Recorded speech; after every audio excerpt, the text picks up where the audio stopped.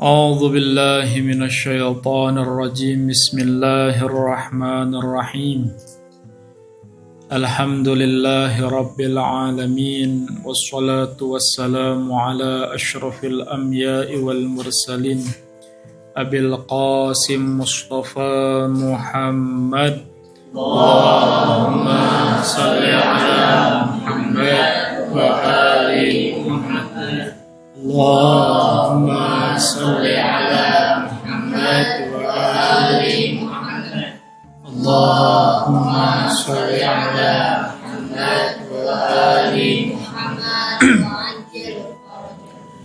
وعلى آله الطيبين الطاهرين وأصحابه الميامين ومن تبعهم بإحسان إلى قيام يوم الدين Astaghfirullahal azim wa atubu ilaih walhamdulillahi ja'alana minal mutamassikina bi wilayati amiril mu'minin salamullahi alaih subhana man la ya'tadi ala ahli mamlakatih subhana man la ya'khudhu ahlal ardi bi alwanil azab Subhana ar-ra'ufir rahim Allahumma ja'al li fi qalbi nuran wa basaran wa fahman wa ilman innaka ala kulli syai'in qadir Ayuhal ikhwan wal akhwat rahimakumullah Assalamualaikum warahmatullahi wabarakatuh Waalaikumsalam warahmatullahi wabarakatuh. Alhamdulillahi Rabbil Alamin. Dengan segala nikmat yang telah Allah berikan kepada kita semua, Alhamdulillah, di malam Rabu ini setelah membaca doa tawassul kepada Rasulullah serta Ahlul Bait alaihimussalatu wassalam, kita masih diberi kesempatan oleh Allah Subhanahu wa Ta'ala untuk menjalankan taklif kita, untuk melakukan kewajiban kita, yaitu menjadi hamba yang taat dan tunduk kepada Allah dalam bentuk mencari keilmuan-keilmuan yang bermanfaat untuk diri kita semua. Dan insya Allah di tahun baru ini, di bulan yang penuh berkah ini, di bulan Rajab, kita akan mengawali lagi kegiatan kita, rutinitas kita setelah membaca doa tawassul. Kita akan mentadabburi perkataan hikmah dari Imam Ali alaihissalam pada kitab Nahjul Balaghah. Bismillahirrahmanirrahim. Wa qala Aliyun alaihissalam fil ladzina i'tazalu al-qitala ma'ahu khadhalul haqqa wa lam yansurul batil. Al-Imam Ali salamullahi alaihi berkata,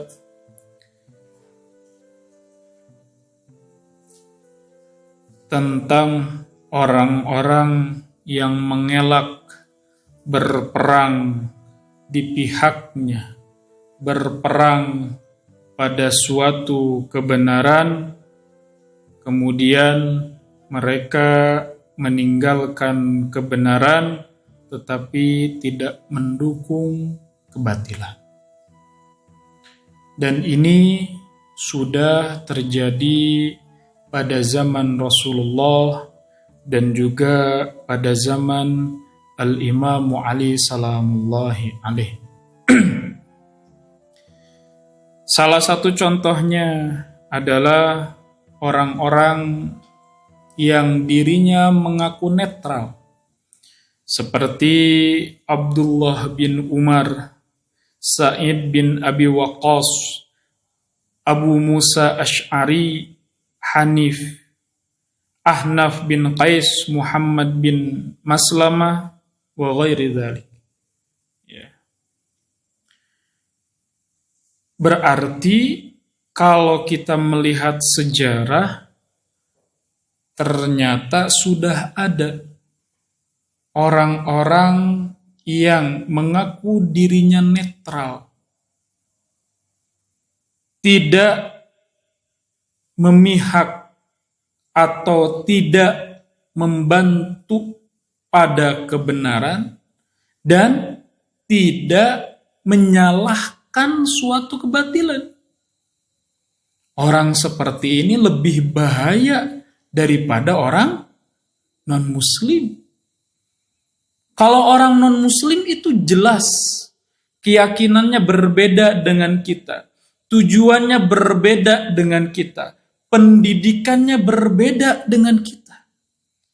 Tapi kalau orang-orang seperti ini yang disebut dengan abu-abu, ya, ini lebih bahaya buat internal kita, buat agama Islam. Karena kenapa? Karena mereka tidak memiliki suatu tujuan yang baik dalam kehidupannya. Tidak memiliki tujuan dalam peran agama Islam. Nah, makanya Al-Imamu Ali salamullahi alaih mengatakan di dalam kitab Nahjul Balaghahnya apa?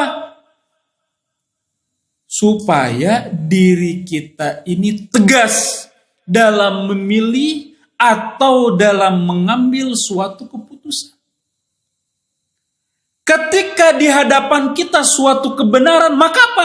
Maka diri kita harus membelanya, maka diri kita harus mengikutinya, maka diri kita harus mendorongnya, harus membantunya.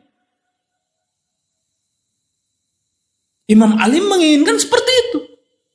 Ketika di hadapan kita ada suatu kebatilan, maka apa yang diinginkan oleh Imam Ali? Yang diinginkan oleh Imam Ali apa? Kita tolak mentah-mentah. Kita cegah kebatilan. Ya. Kita demo bareng-bareng. Ketika apa? Ketika ada suatu kebatilan. Ya. Jadi harus benar-benar apa? Harus benar-benar peka. Antara apa? Antara al-haq wal batil. Kita ini tidak boleh seperti sahabat-sahabat yang barusan Ana sebutkan. Ketika ada kebenaran, ketika ada hak, diam saja. Tidak mendukung. Ketika ada kebatilan, sama diam saja. Tidak mencela. Tidak menghina, tidak mengkutuk, diam. Nah, orang-orang yang netral seperti ini bahaya. Dan kata Imam Ali, itu tidak boleh berada pada syiahnya Imam Ali alaihissalam. Ya. Hatta kebatilan itu berada dalam keluarga, berada dalam sahib kita, berada dalam negara kita, berada dalam kampung kita, desa kita, kumpulan kita. Ketika ada kebatilan, maka apa kata Imam Ali? Kata Imam Ali kita mengatakan itu batil dan kita tidak boleh mengikutinya.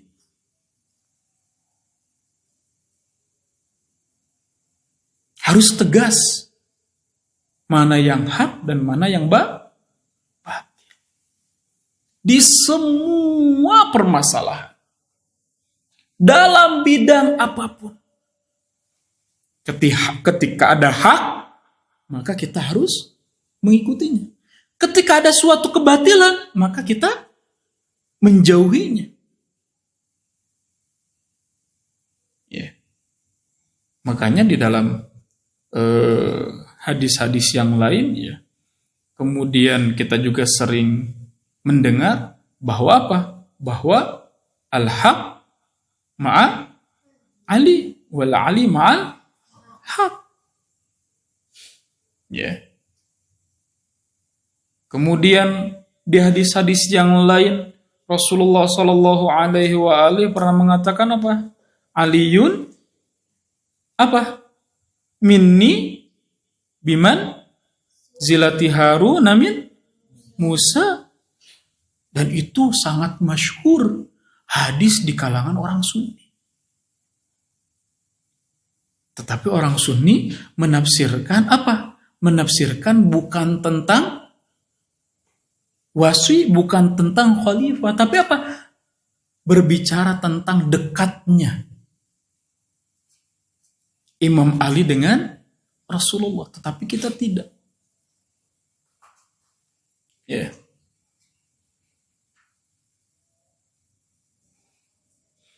Kenapa Imam Ali salamullahi alaih mengatakan fil ladzina i'tazalul qital ma'ahu khadalul haqq wa lam yansurul batil?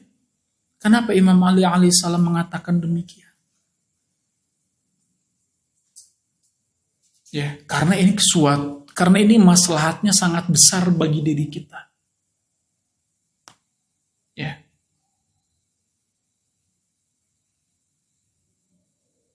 Supaya diri kita ini tahu mana yang harus dibela, mana yang tidak boleh dibela.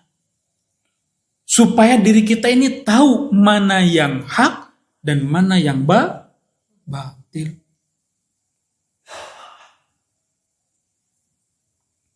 Jadi waktu zaman dulu, waktu di zamannya Imam Ali alaihissalam, sahabat-sahabat yang tadi Anda katakan, apa? Ketika ada suatu peperangan, ya, antara al-haq dengan al-batil, orang-orang yang tadi Anda katakan apa? Dia netral, berdiam diri, tidak mendukung kebenaran dan juga tidak menyalahkan suatu kebatilan.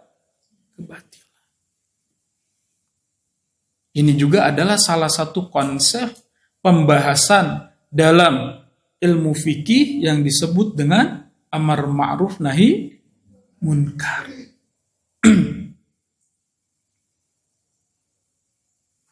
Berbicara tentang amar ma'ruf nahi munkar, setidaknya kita tahu mana yang harus kita tegakkan dan mana yang harus kita mencegah suatu kemungkaran.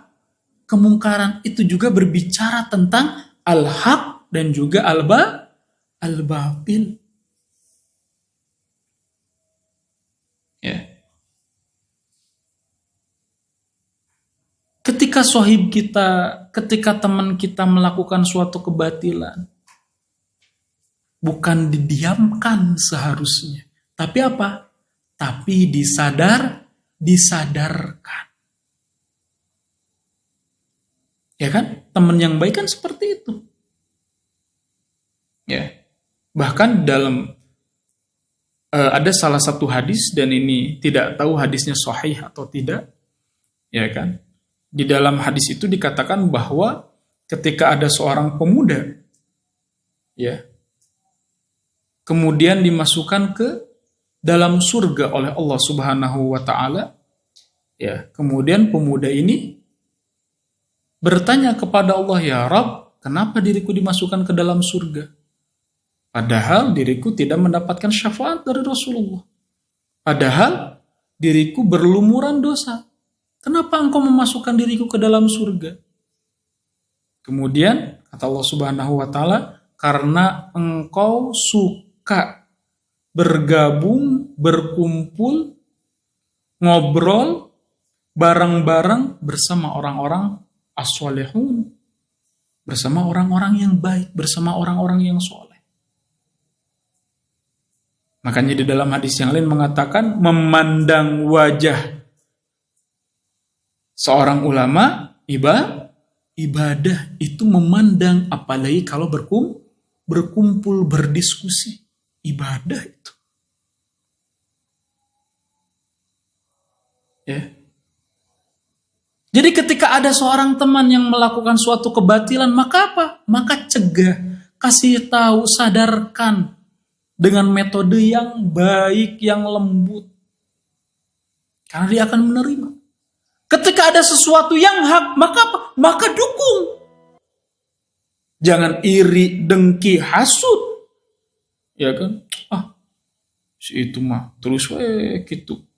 Ya kan? Pengen dipuji sama orang lain contohnya. Itu kan hasud. Seharusnya ketika melihat suatu al-haq, melihat suatu kebenaran, dukung. Bukan muncul suatu kehasutan dalam dirinya. Harusnya seperti itu. Betul enggak? Harusnya seperti itu. Kalau tidak ada yang mendukung, berarti apa? Berarti di dalam dirinya, yaitu bermasalah. Al-haq itu bukan suatu, nanti setelah di ujung jurang, contohnya baru membelanya. Enggak. Ya. Ketika melihat temannya kesusahan dalam mengerjakan bersih-bersih, itu kebenaran bukan? Kebaikan bukan? Maka bantu. Ketika kita tidak memiliki tugas. Kan harusnya seperti itu. Di sisi lain ketika melihat teman kita melakukan suatu kebatilan, kita jangan diam saja. Kalau kita diam saja berarti apa? Berarti kita bahagia. Apa? Teman kita melakukan kebatilan.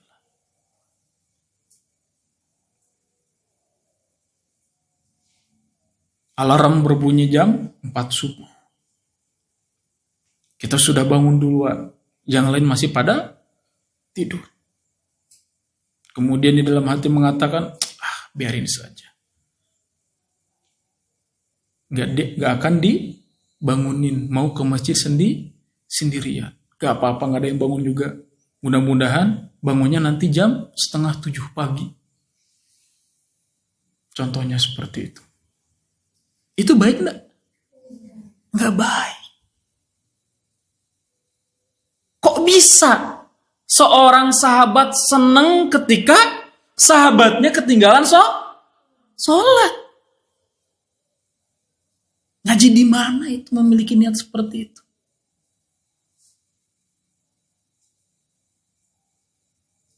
Ya. Jadi lihat sekeliling kita.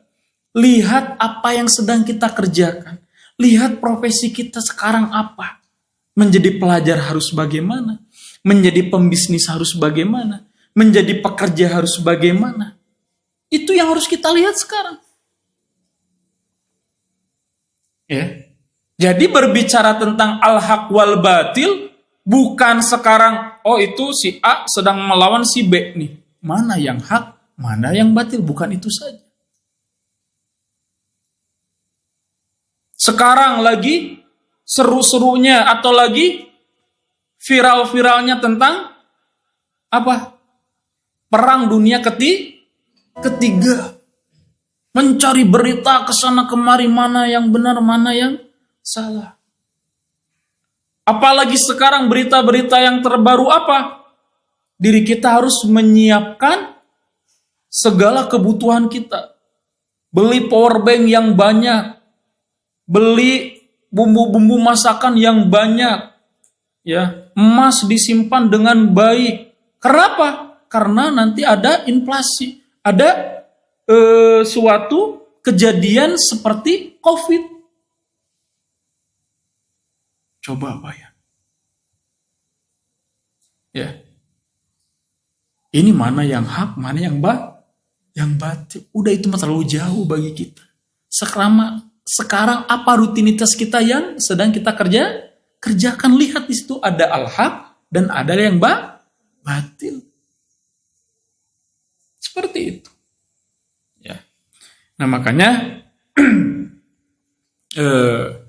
di bulan Rajab ini, ya, di bulan kelahirannya Al-Imam Ali salamullahi alaih, ya, ada salah satu perkataan yang sering dilontarkan oleh para ulama bahwa kebenaran itu hanya milik Allah Subhanahu wa ta'ala. Dan kesalahan itu bersumber dari kita semua. Dan perkataan itu betul. Karena yang disebut dengan hak hanyalah Allah Subhanahu wa ta'ala.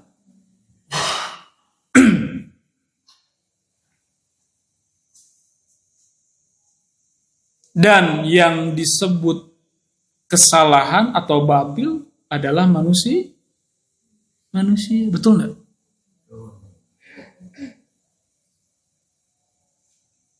Kenapa? Atau penyebabnya apa hari kiamat bisa terjadi? Atau penyebabnya siapa hari kiamat bisa terjadi? Manusia.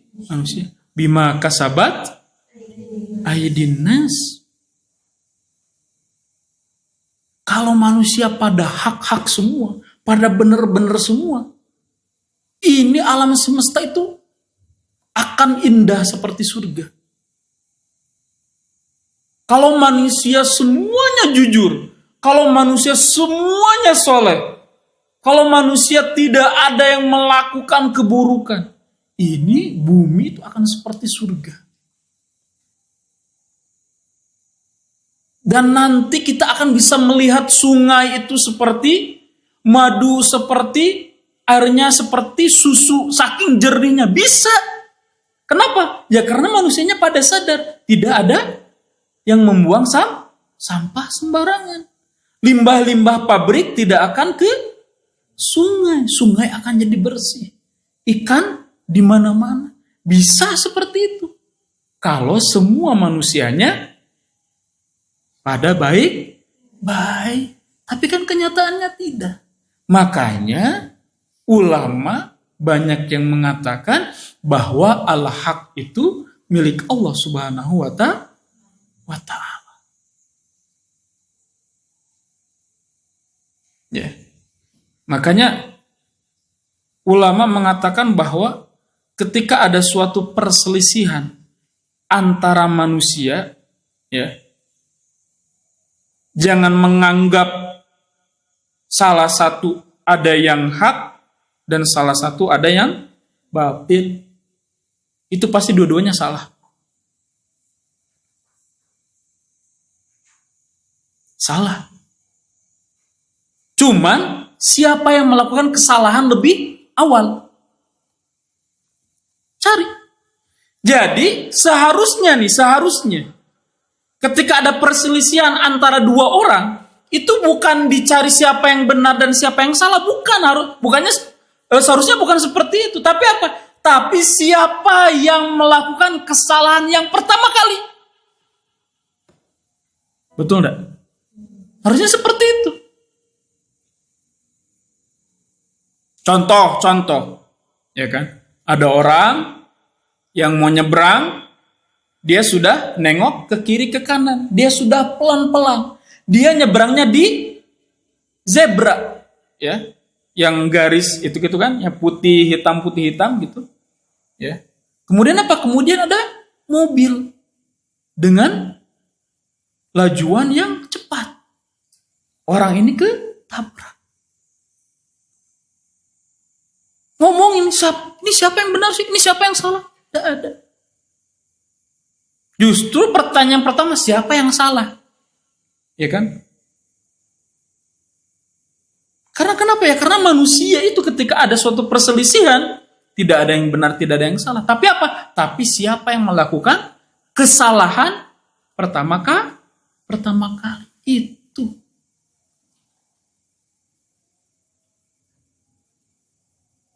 Ya. Nah, makanya ya, kita berharap kepada Allah Subhanahu wa ta'ala, semoga kita menjadi orang-orang yang selalu melakukan kebajikan, selalu melakukan kebenaran, selalu beriman kepada Allah Subhanahu wa ta'ala. Karena apa? Karena kita bisa seperti ini dibantu oleh Allah Subhanahu wa ta'ala, dibantu dari sumber yang hak dari Allah Subhanahu wa ta'ala. Ya. Oleh karena itu, ya, kita manfaatkan apa yang berada di dalam tubuh kita, kita manfaatkan apa yang berada di sekitar kita, kita manfaatkan apa yang kita miliki. Untuk apa? Untuk terus dekat dengan Shahibul Haq, dekat dengan kebenaran, ya, karena kebenaran milik Allah Subhanahu wa ta'ala. Itu mungkin yang bisa disampaikan pada pertemuan kali ini. Mudah-mudahan ada berkah dan juga manfaatnya. Akhirul kalam. Lakum minkum. Wassalamualaikum warahmatullahi wabarakatuh.